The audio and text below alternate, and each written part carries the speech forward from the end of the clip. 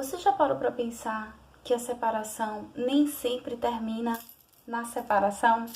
Meu nome é Letícia Borges, eu sou terapeuta transpessoal e hoje eu vim aqui para a gente conversar um pouquinho sobre esse tema.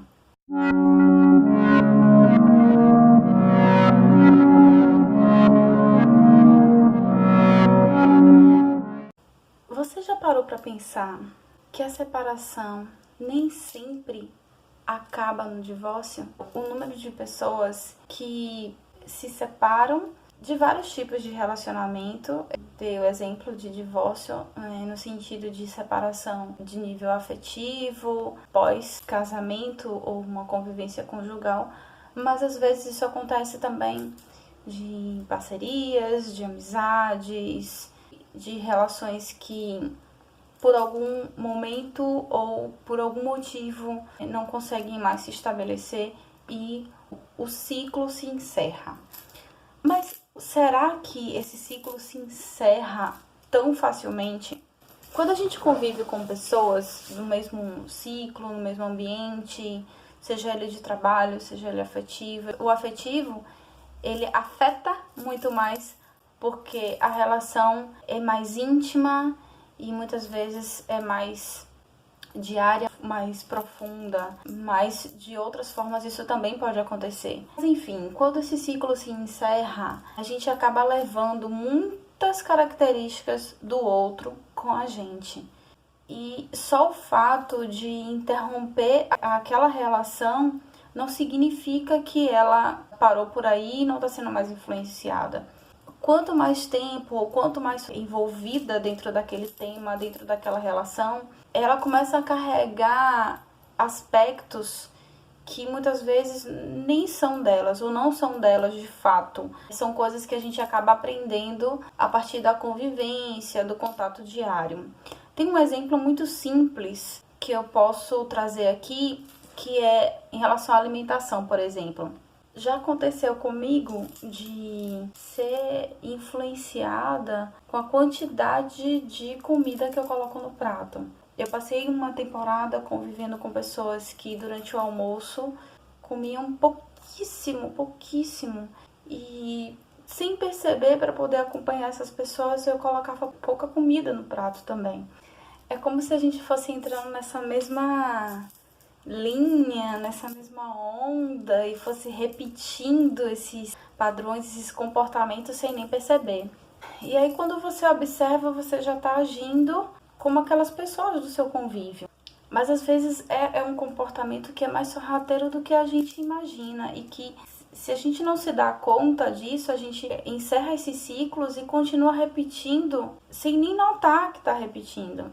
Eu tenho atendido algumas pessoas que estão chegando com esse padrão de se perceber fazendo coisas que os seus ex-parceiros, parceiras faziam. A pessoa vai repetindo aquilo e o ciclo se encerra e ela segue dessa forma. Quando eu falo da questão de que as relações não terminam quando elas terminam de fato, é justamente por isso, porque se você em algum momento não parar para identificar o que é seu e o que é do outro, o que você aprendeu e que não faz parte de você ou desse novo momento, dessa nova situação, você segue esse padrão por tempo ilimitado porque você não se pergunta ou não se perguntou ou tá tão arraigado depois do período da convivência que você já se perdeu. Buscar identificar como você era antes, que aspecto foi positivo, porque nem sempre significa que foi tão ruim assim, ou foi tão desgastante assim. Às vezes você pode ter aprendido coisas que se você tivesse sozinho você não tinha aprendido. Acima de tudo, também é importante identificar o que é que precisa ser deixado para trás. Que comportamento, que aprendizado você trouxe com você depois dessas relações que se findaram, o que disso é importante prevalecer e o que é que foi só um condicionamento aprendido, mas que já não serve mais, já não funciona mais. Nesse vídeo, eu gostaria de que você fizesse essa autoanálise, essa autoavaliação, que é que você quer, de fato, continuar depois dessas convivências ou dessa convivência, o que funciona para você, o que não serve mais. E eu acredito que só o fato de trazer isso à tona já é muito importante, porque tem algumas pessoas que já têm uma noção do que ela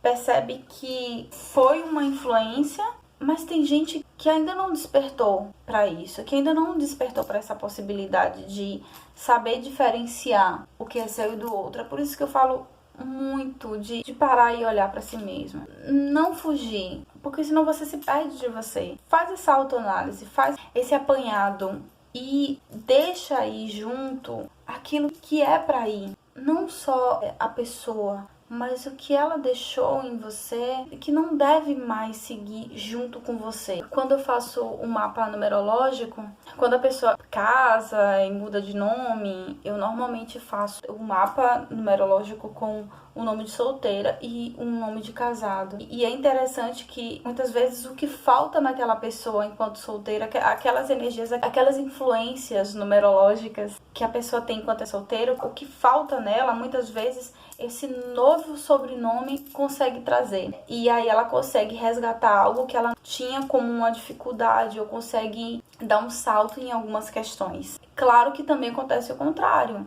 Às vezes a pessoa está muito bem obrigada e aí ela recebe um sobrenome que não ajuda muito, mas como eu não acredito que as coisas acontecem por acaso, essa nova influência pode trazer sim um desafio e, como consequência, um aprendizado. Muitas vezes as relações terminam, já que a gente está falando de fim aqui, muitas vezes essas relações terminam e a pessoa retoma aquele nome de solteira, de solteiro e de solteiro. Tem normalmente as mulheres que acabam modificando o nome, então muitas vezes a mulher retoma aquele nome de solteira, mas agora com uma nova roupagem, resgatando aquilo que ela era antes, o que ela aprendeu durante um convívio, um nome, de uma nova energia, de um novo nome, e depois ela retoma ao nome de solteiro, digamos assim, retoma essa vibração anterior do seu nome, mas integrada porque ela passou por esse aprendizado, essa influência. Eu tô falando isso porque ela acontece não apenas no movimento da relação e da convivência em si, mas também